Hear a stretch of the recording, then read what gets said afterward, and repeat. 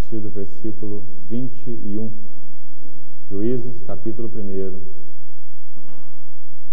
versículo 21.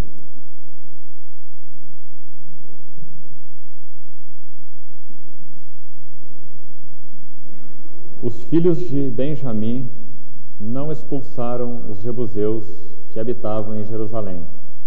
Antes, os jebuseus habitam com os filhos de Benjamim em Jerusalém até o dia de hoje.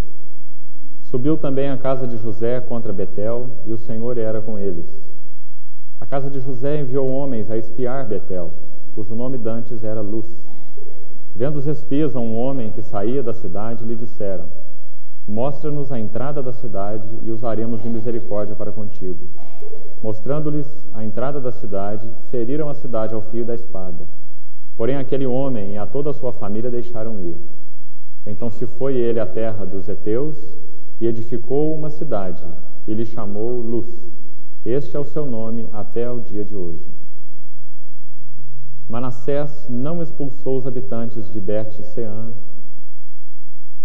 Versículo 28. Versículo 29. Efraim não expulsou os cananeus. Versículo 30. Zebulon não expulsou os habitantes de Quitron. Versículo 31. Azer não expulsou os habitantes de Aco. Versículo 33. Naftali não expulsou os habitantes de Bet-Semes. E versículo 35 e 36.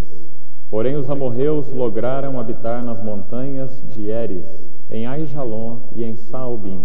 Contudo, a mão da casa de José prevaleceu e foram sujeitos a trabalhos forçados. O termo dos amorreus foi desde a subida de Acrabim e desde Selá para cima.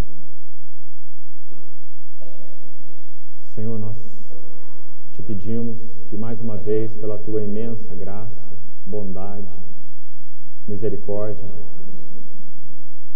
o Senhor nos assista, concedendo-nos o teu espírito de sabedoria e de revelação.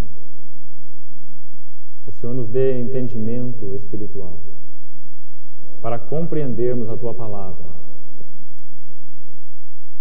não apenas com nossa mente, mas com todo o nosso ser. Queremos te pedir que o Senhor mesmo esteja arando os nossos corações nessa noite, para que ele seja uma boa terra, na qual a tua palavra semeada produza para a tua glória. Nós nos colocamos, Senhor, aos teus pés. Queremos te ver, queremos ser ministrados pelo Senhor, discernindo tua voz. Dá-nos um caminho de liberdade, de vida, através da tua palavra. Te pedimos em nome de Jesus. Amém. Irmãos, nós vamos extrair hoje alguns princípios dos capítulos 1º, 2º e 3º do livro de Juízes. Na verdade, nós vamos deter mais nos 1º e 2º capítulos. Nós já fizemos, então, 2 reuniões a respeito desse assunto de batalha espiritual. E nós temos utilizado, então, o livro de Juízes, já que, no nosso entendimento, o livro de Juízes é o melhor livro de toda a Bíblia para falar sobre a questão de batalha espiritual.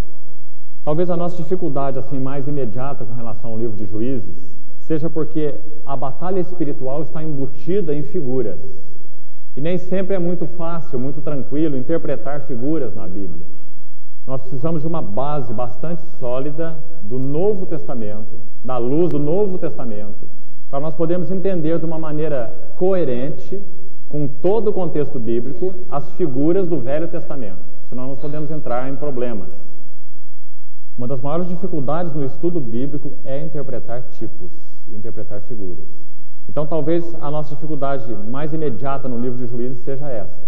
Mas quando nós vamos então colhendo esses princípios, buscando o respaldo do Novo Testamento, nós vemos que o livro de Juízes é o melhor livro em toda a Bíblia para falar sobre o conflito espiritual.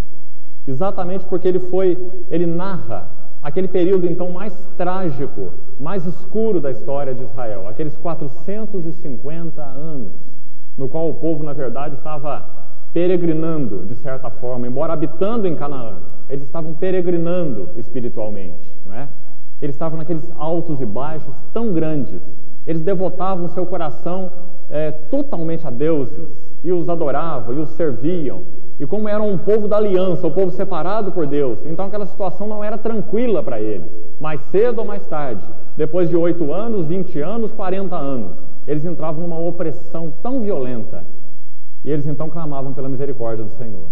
E o Senhor, na sua infinita misericórdia, o Senhor mais uma vez os libertava. 12 juízes, e se nós contarmos Débora e Baraque, 13, são narrados no livro dos juízes. Todo esse período foi um período de oscilação do povo de Israel. E exatamente nesse período nós encontramos então princípios espirituais sérios, maravilhosos, ricos, a respeito da nossa vida de relacionamento com Deus. Encontramos princípios negativos e positivos. Encontramos causas dos nossos cativeiros. E encontramos, por outro lado, o brilho da graça, da misericórdia, do trato e da disciplina de Deus, da disciplina amorosa de Deus sobre o seu povo. Então nós vemos os dois lados através dessa história. E nós, através disso, nós vemos a beleza da inspiração do livro de Juízes.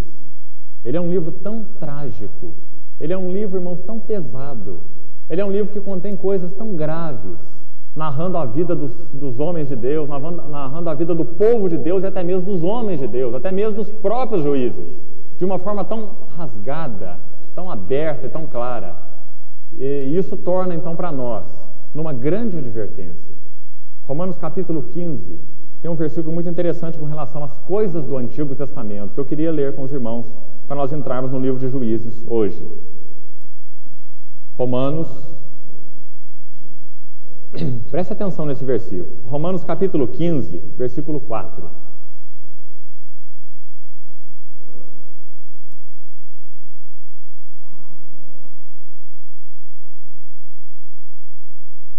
Romanos 15, 4.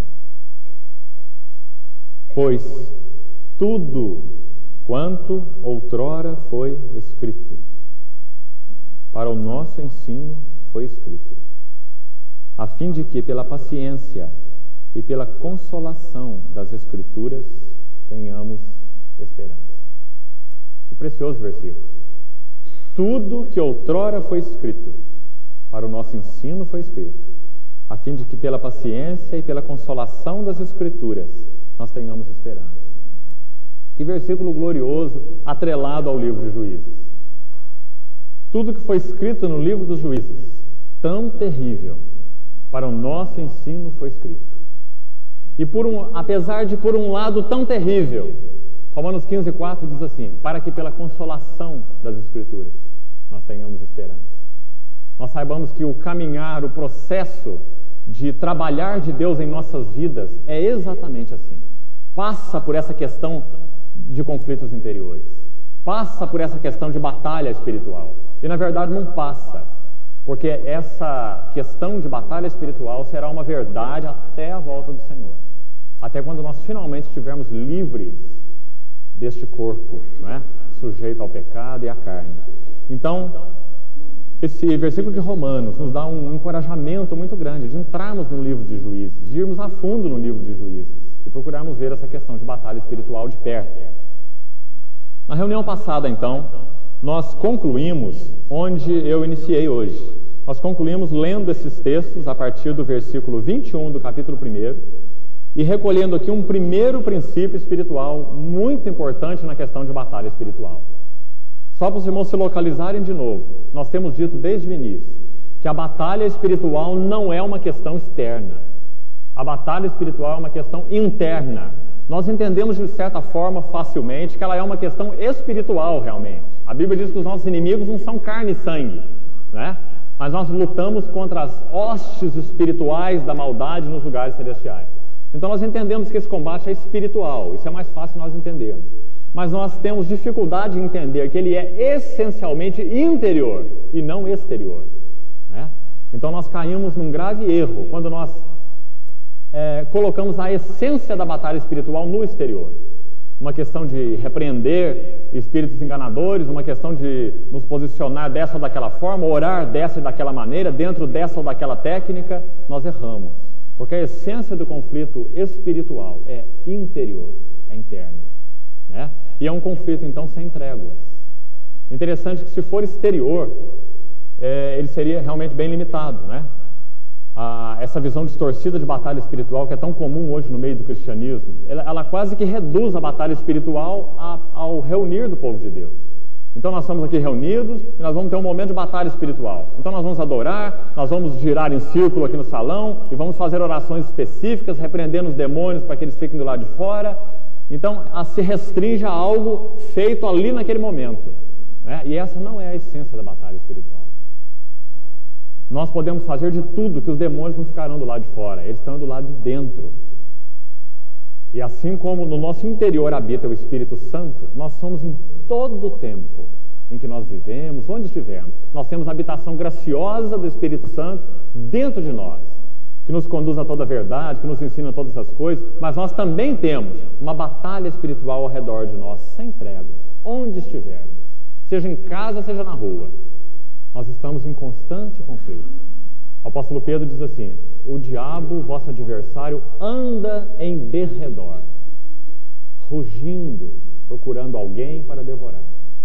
Resisti-lhe firmes na fé, certos de que sofrimentos iguais aos vossos estão se cumprindo em toda a vossa irmandade pela face da terra, né? Então, não é demais, mais uma vez, nós enfatizarmos que o conflito espiritual é sem tréguas e que ele é um conflito essencialmente interior. O primeiro princípio, então, que nós extraímos com os irmãos, a partir do versículo 21, foi exatamente essa lista que eu li, então, no início da reunião, de 8 conquistas incompletas. É claro, irmãos, que isso não está colocado aqui sem nenhum motivo. É claro que o Espírito Santo quer nos dar uma lição usando a figura, usando o tipo. E qual é essa lição? A lição é: nós não podemos tratar o mal de forma incompleta. Nós não podemos tratar o mal de forma parcial. O povo de Deus foi orientado claramente pelo Senhor, que quando eles entrassem na terra, eles expulsassem totalmente os cananeus. Eu já citei isso para os irmãos mais de uma vez, mas eu queria ler o texto para os irmãos ficarem absolutamente claros com relação a isso. Abram, por favor, em Deuteronômio. Deuteronômio, capítulo 31.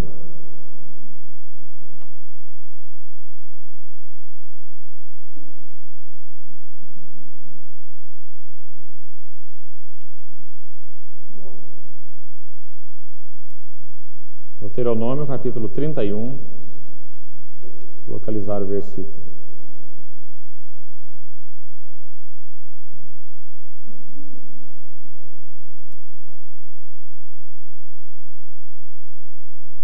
Vamos ver o capítulo 7 primeiro. Capítulo 7 de Deuteronômio. Capítulo 7.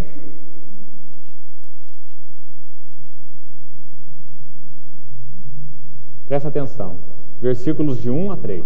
Capítulo 7 de Deuteronômio. Vamos deixar para ler o capítulo 31 quando nós tocarmos em outro princípio. Deuteronômio capítulo 7. Quando o Senhor teu Deus te introduzir na terra, a qual passas a possuir, e tiver lançado fora muitas nações de diante de ti, os heteus, os girgazeus, os amorreus, os cananeus, os ferezeus, os heveus e os jebuseus, 7 nações. Interessante, né? 7 nações. O número 7 na Bíblia, na tipologia, ele tipifica algo pleno, né? Perfeito, no sentido temporal. Então o Senhor está dizendo que naquela terra eles teriam um pleno conflito. Eles teriam 7 inimigos espirituais, 7 povos, né? E aqui são citados os nomes deles. E é muito interessante que o cerne do conflito espiritual é então interior. E o nome, é claro que isso não tem absolutamente nada a ver, né? É só uma coincidência. O nome de todos esses inimigos, ele termina com eus, né?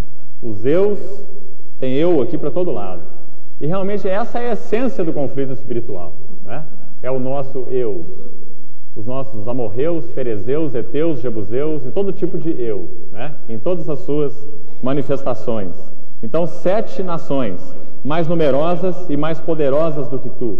Agora olha o versículo 2, o que diz: e o Senhor teu Deus as tiver dado diante de ti para as ferir, totalmente as destruirás. Totalmente as destruirás. Não farás com elas aliança, nem terás piedade delas, nem contrairás matrimônio com os filhos dessas nações, não darás tuas filhas a seus filhos, nem tomarás suas filhas para os seus filhos, pois elas fariam desviar teus filhos de mim, para que servissem a outros deuses, e a ira do Senhor se acenderia contra vós outros, e depressa vos destruiria. Então Moisés estava, na verdade, profetizando o que o povo ia fazer. Eles entraram na terra, e ao invés de destruir aquelas nações, eles destruíram parte e fizeram aliança com o restante. Então nós lemos, voltando ao livro de Juízes, 8 textos no capítulo 1, que falam sobre essas conquistas incompletas.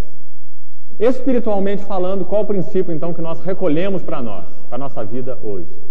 O mal em nós. Tudo aquilo que Deus tem revelado que o tem desagradado, que tem ferido ao Espírito Santo, que tem de certa forma nos levado à própria frustração interna, não é? A uma vida vazia, a uma vida sem aquele gozo do Senhor, sem a presença do Senhor, o mal que tem desagradado o Senhor e ferido a nós mesmos. Nós não podemos ser parciais no trato com esse mal.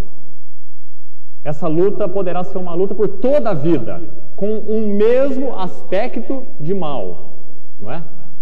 Um mesmo aspecto, por toda a vida.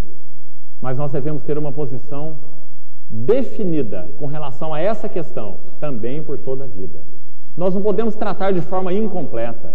Nós não podemos dar agasalho para uma parte e tratarmos outra.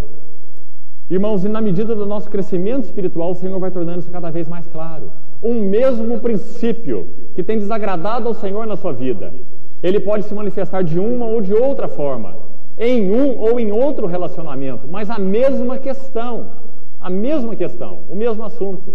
Então nós devemos discernir, debaixo da misericórdia, da sabedoria do Senhor, da sua instrução, do seu Espírito que habita em nós, nós devemos então tratar o mal de forma completa, em todas as suas expressões. Existem algumas expressões mais grosseiras, do mesmo mal, e existem algumas expressões mais sutis. Existem expressões grosseiras de soberba, né?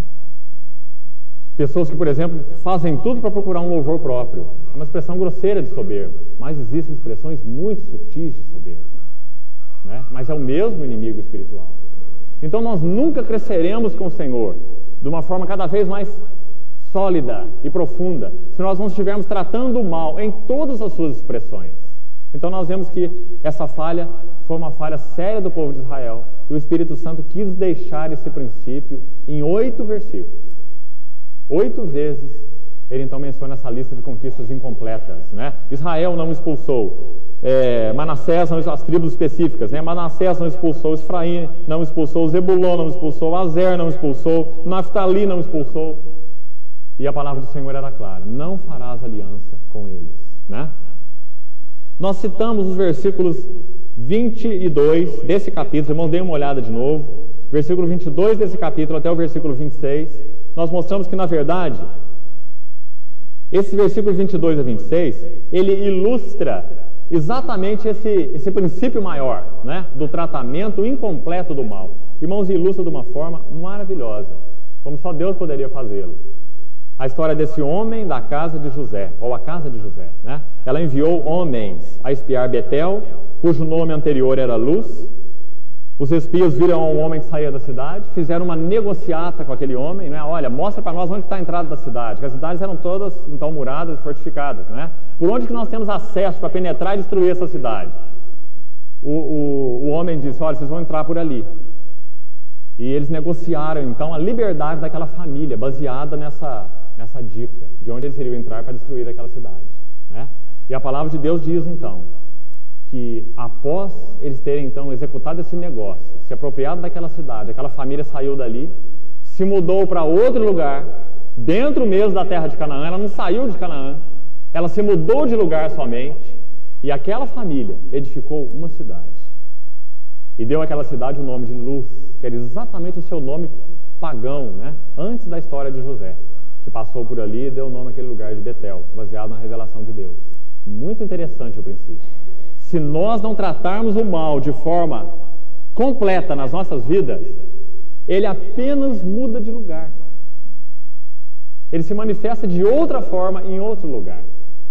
Mas da mesma forma, ele vai impedir a nossa visão clara a respeito de Cristo e o nosso progresso espiritual.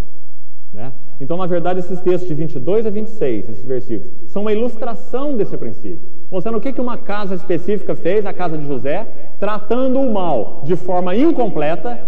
Eles deviam destruir toda a cidade, mas eles preservaram uma família. Parece uma coisa tão pequena, né? No meio de tantos habitantes de uma cidade, o que é uma família? Né? E nós fazemos exatamente assim na nossa vida interior. No meio de tanta coisa grosseira, de tanta coisa séria, de tanta coisa que eu vejo que frontalmente desagrada a Deus, o que é esse pensamentozinho? O que é essa mentirinha? O que é essa omissãozinha? Né? E o mal em nós vai mudando de lugar. Ele só muda de lugar. Né? Ele não recebe um trato completo. Então esse é um dos primeiros princípios do livro de Juízes. Tão importante, irmãos. Tão importante. Nos nossos relacionamentos isso é tão claro. Nós tantas vezes omitimos tantas coisas. Nós tantas vezes usamos uma melhor forma de apresentar nossa questão para então a gente conseguir adeptos. Seja nosso esposo, nosso marido, nossos filhos. Não é? Nós não tratamos o mal de forma absoluta. Isso é isso, aquilo é aquilo. Não é? Tem um sentido assim, tem se expressado assim dentro de mim, a minha ira, o meu temperamento, a minha lascívia, a minha impureza, seja em que sentido for, a minha avareza, as minhas ambições, não é? Nós não damos nome aos pecados.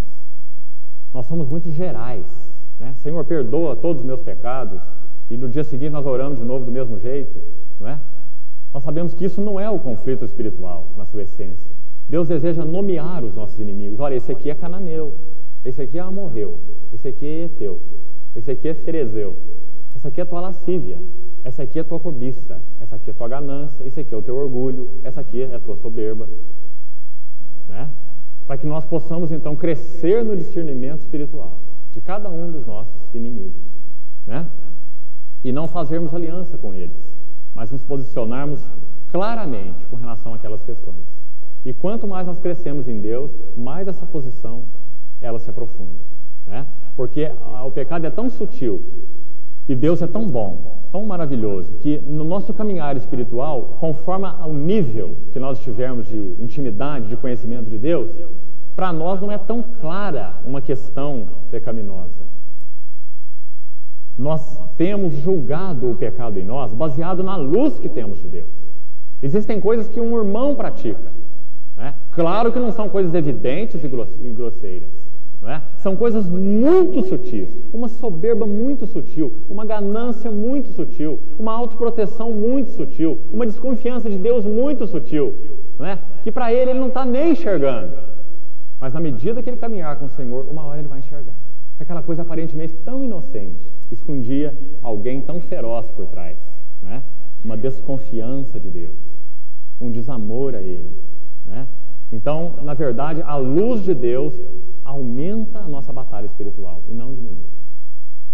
A luz de Deus aumenta a nossa batalha espiritual. Por outro lado, a luz de Deus nos introduz numa comunhão com Cristo cada vez maior. E essa é a chave da nossa vitória. Né? Então, as duas coisas vão acontecendo ao mesmo tempo. Intimidade e companheirismo com o Senhor. O nosso altar individual com Ele vai crescendo. Ele é o nosso companheiro não só nas horas de orações, mas Ele é o nosso companheiro 24 horas por dia. Ele é aquele na presença do qual estamos e vivemos. Então a nossa luta espiritual vai aumentando, na medida que a intimidade vai aumentando. Né? Porque a luz vai deixando clara essa questão da inimizade dos nossos corações contra Ele. Ontem nós estivemos compartilhando, nós iniciamos ontem essa reunião com os homens, né? E ela foi, eu sei que no meu ponto de vista e de muitos, ela foi impressionantemente maravilhosa. Dos 46 que estavam inscritos, 43 vieram. Quer dizer, só 3 faltaram. Né? Então todos estavam aqui, nos dividimos em 4 grupos, nós tivemos um compartilhamento rico de vários irmãos em vários grupos. E uma das questões que nós abordamos foi essa, estudando o livro, o texto que nós temos usado, que existe uma diferença entre o Espírito Santo nos selar e aquela habitação plena de Cristo em nós. O Espírito Santo nos selar é uma verdade a respeito de todo cristão. Se nós cremos no Senhor, nós somos o Senhor.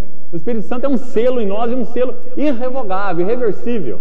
Ele sela a nossa posição diante de Deus para sempre. Somos filhos e ninguém pode nos arrebatar da sua mão. Agora, a questão da habitação de Cristo no nosso coração é uma outra questão. Envolve o conflito espiritual. Porque na medida, então, que estes selados, esses filhos de Deus, selados, regenerados, eles vão caminhando com o Senhor, a luz de Deus começa a entrar mais fundo nos seus corações. E nós, então, usando uma figura que foi usada no livro, muito interessante, nós vamos como que dando chaves ao Senhor dos cômodos do nosso coração. Então, no começo, nós vamos devagar. Não é? O Senhor é, na verdade, como um hóspede no nosso coração. Ele veio para ficar. É um hóspede que nunca vai sair. Não é? Ele nos selou com um selo eterno, mas, de qualquer maneira, é um hóspede. Ele está reservado ao quartinho que foi dado para ele. O quartinho do nosso espírito. Né? O Espírito Santo selou-nos no nosso espírito. Isso nunca mais vai deixar de ser fato, essa união. Agora o Senhor deseja encher e permear a nossa alma, nossa vida de pensamentos, de imaginações, de motivações as mais secretas, de desejos, as nossas emoções, não é? Tudo que há em nós, a nossa vontade, não é? Tornar a nossa vontade unida à vontade dele. E para isso, irmãos, ele precisa receber cada chave de cada cômodo do nosso coração. Agora, um detalhe, ele não toma chaves. Se você ler Apocalipse capítulo 3, esse princípio é muito claro, quando o Senhor fala para a igreja de Laodiceia. Ele diz assim, o Senhor Todo-Poderoso é quem está falando, não é alguém qualquer, é o Deus Todo-Poderoso. Alguém que podia arrombar a porta no peito, mas ele se coloca diante de Laodiceia, aquela igreja, e diz assim, eis que eu estou à porta e bato. Interessante que esse versículo é usado para pregar o Evangelho, você já reparou? Como se o Senhor estivesse batendo no coração de ímpios, mas não é esse o contexto de Apocalipse. No contexto de Apocalipse, o Senhor está batendo no coração dos filhos, da igreja de Laodiceia. A igreja estava tão depravada, tão desviada dos caminhos do Senhor, que o Senhor estava de fora da igreja. Então ele diz, eis que eu estou à porta e bato. Ele não falou, olha, vocês são minha igreja, vocês são meus, eu vou arrombar essa porta no peito e vou julgar todo mundo. Ele é Deus, ele podia fazer isso. Ele falou, eis que eu estou à porta e bato. Se alguém ouvir a minha voz e abrir a porta, entrarei em sua casa, cearei com ele, comunhão, cearei com ele e ele comigo. O Senhor não arromba a porta, ele bate a porta. Ele é o Deus Todo-Poderoso, mas ele é manso e humilde de coração. Né? Então, na medida que o Senhor vai falando conosco, nós vamos aprendendo a entregar as chaves. Dizendo, olha, Senhor, o Senhor não conhece a sala ainda. Minha sala é bem arrumadinha, você vai gostar de conhecer. Então nós damos a chave da sala, né? Achando que nós vamos impressionar o Senhor com a sala. Aí ele começa a vasculhar aquela sala. E vê que, na verdade, ela era bonita na primeira olhada, mas ela tinha alguns defeitos sérios. E ele começa a mexer na sala. E você vai entregando a chave do quarto, né? E a última chave que você entrega é a chave do porão. Chave do porão da sua vida, onde nem você tem coragem de abrir, onde só tem tranqueira, onde só tem impureza, onde só tem pensamentos secretos que não agradam a Deus. Né? Essa é a última chave que nós entregamos. Nós vamos retendo essa chave porque de alguma forma mórbida ela nos dá prazer. Então nós seguramos até o fim, até que esse Senhor Todo-Poderoso, mas manso e humilde, vá convencendo os nossos corações da sua imensa graça, do seu imenso amor, e como sendo então o único capaz de entrar no nosso porão e fazer a devida faxina, que nem nós somos capazes de fazer. Quando nós de alguma maneira entramos nesse porão, só a visão nos deixa assustados. Eu me lembro que quando meu avô, ele chamava Romeu inclusive também, ele morava em Alfenas, na cidade onde eu estudei, a casa dele tinha um porão, aquele porão era muito interessante. Nós tínhamos medo daquele porão, porque aquele porão, em algumas ocasiões, tinha sido matado até escorpião ali. E escorpião é um bicho extremamente venenoso, né? Então nós tínhamos muito medo daquele porão. Eu me lembro que eu era bem pequeno, 7, 8, 9 anos de idade. E nós fazíamos ali um complô dos primos ali, ele tinha muitos netos. E nós fazíamos um complô ali para ver quem que tinha coragem de entrar naquele porão. Aquele porão era o desafio da moçada, não é? Quem que tinha coragem de entrar naquele porão? E poucos tinham coragem de entrar naquele porão. O que, num dia, não é? Com muito bom humor, ele encarava então o desafio, ele não ficava lá dentro 2 minutos. Ele entrava no porão e saía correndo do porão, né? A nossa vida é exatamente assim. Só o Senhor é capaz de lidar com esse porão, né? Onde ele encontra de tudo. Agora é interessante, irmãos, esse porão, na verdade, ele é o fundamento da nossa vida. Ele não é só um quartinho escuro reservado, não. Esse porão é o fundamento da nossa vida. Espiritualmente falando, o porão é que dá energia para a sala. O porão é que dá energia para o quarto. O porão é o fundamento da casa toda. Aquilo que às vezes parece bonito na sala, o fundamento está no porão. Aquilo que você mostra bonito muitas vezes, o fundamento está no porão. O fundamento é de orgulho, o fundamento é de soberba, o fundamento é de autopromoção. Você mostra uma faceta tão bonita do seu ser, mas o porão diz, olha, isso é autopromoção. O que você está buscando através de mostrar isso é pecado, né? Então, irmãos, enquanto o Senhor não chega no porão, a salvação não é profunda. A salvação é superficial. A salvação das nossas almas, né? Então, eu creio que essa figura nos ajuda muito a entender essa questão de salvação da alma. O Senhor já habita em nosso espírito, mas o Senhor precisa receber das nossas mãos cada chave. Ele não irá pegá-las no chaveiro. Se nós não temos, como compartilhamos ontem também, uma certeza de sinceridade plena para nós orarmos da seguinte forma: Senhor, eu entrego nas tuas mãos a chave do porão da minha vida. Eu quero que o Senhor o vasculhe e que o Senhor o sonde.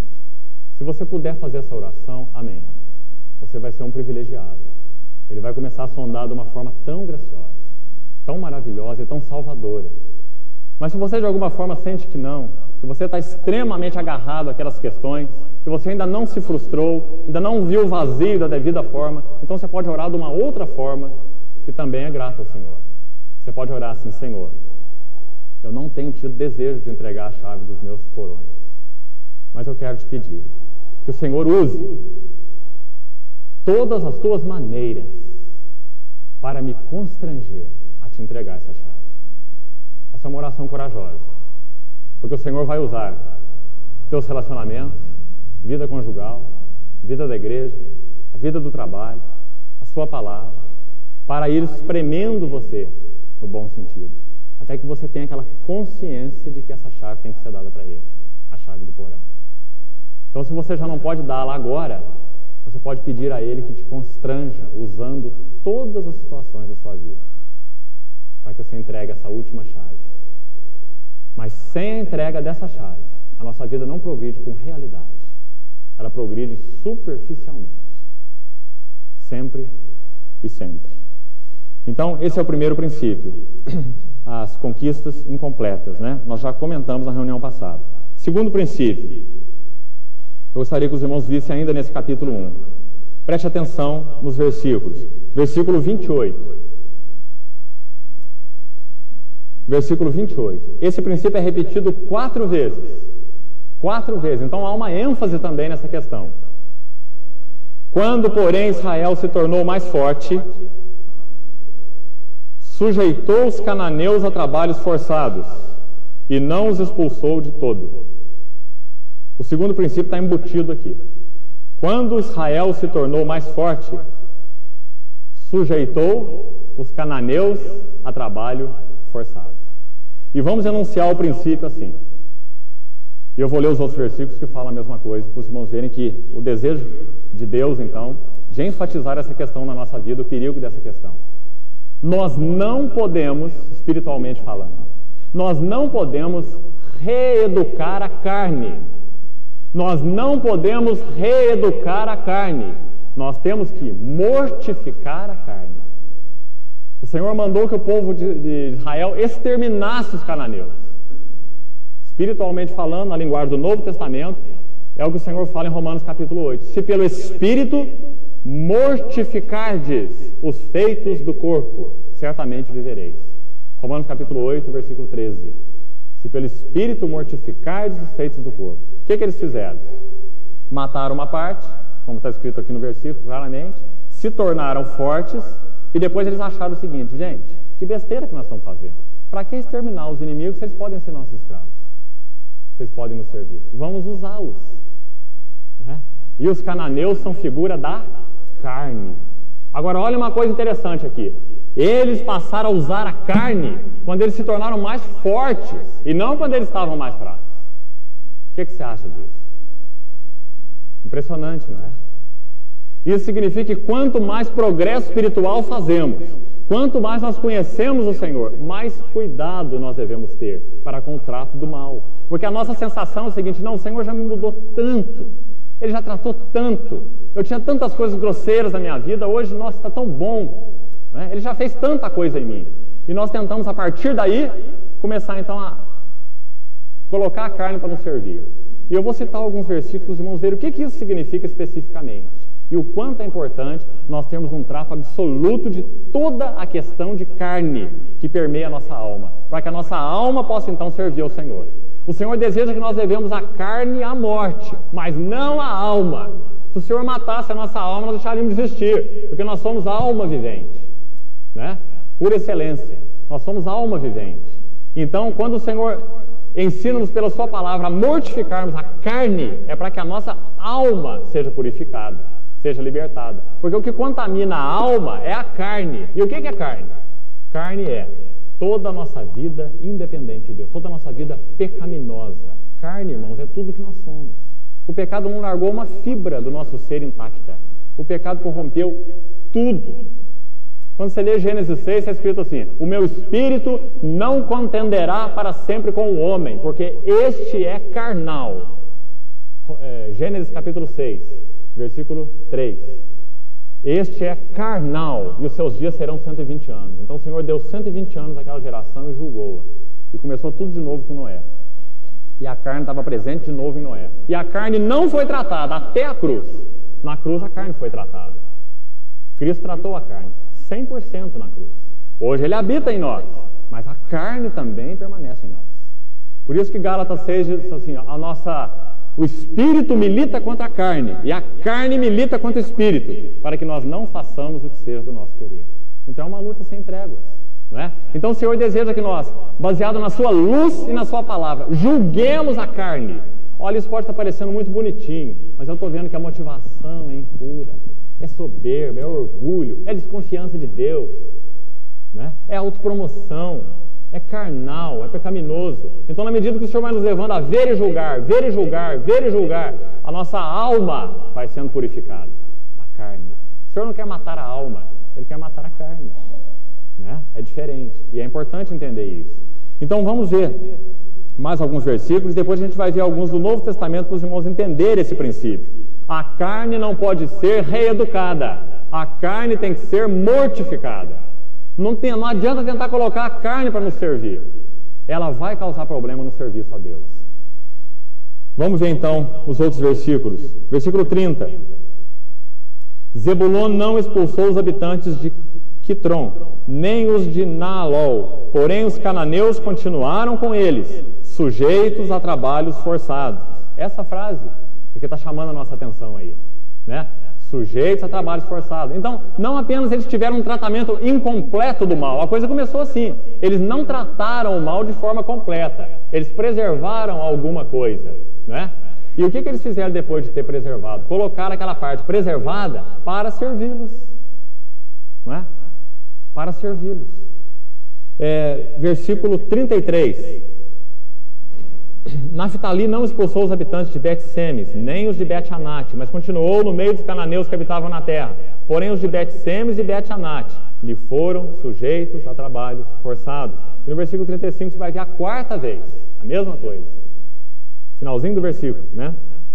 Contudo, a mão da casa de José prevaleceu e foram sujeitos a trabalhos forçados. E o versículo que eu acho mais impressionante é exatamente esse versículo 28. Que diz: quando Israel se tornou mais forte, sujeitou os cananeus a trabalhos forçados. Que coisa impressionante, irmãos. Você lembra da vida de Moisés? A palavra de Deus diz que Moisés foi o homem mais manso sobre a face da terra. É claro, fora o Senhor Jesus. O Senhor Jesus não é apenas um homem, Ele é Deus encarnado, não é? Então, entre os homens, Moisés foi o mais manso sobre a face da terra.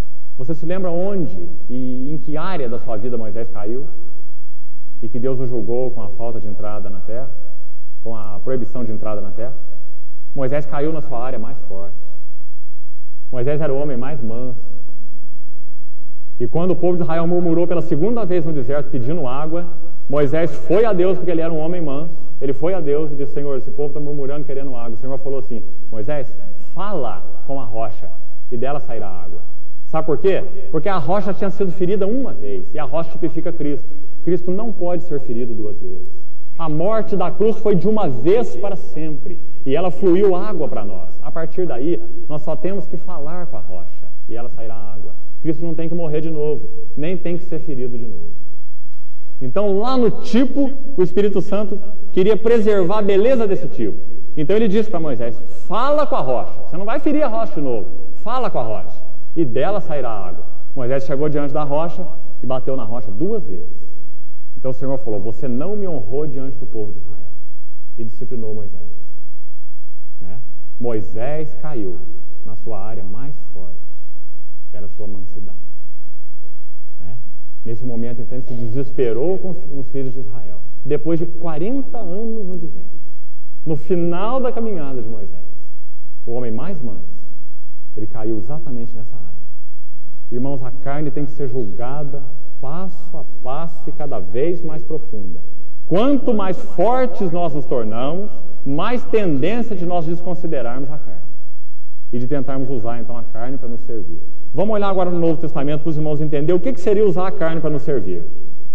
Isso precisa ficar claro. Não pode ter confusão nenhuma aqui. 1 Coríntios, capítulo 2. Vamos usar um exemplo. 1 Coríntios, capítulo 2. Vamos ler de 1 a 5. Paulo que está dizendo. Paulo era um homem maduro, como Moisés, né? Um homem manso, um homem espiritual, né?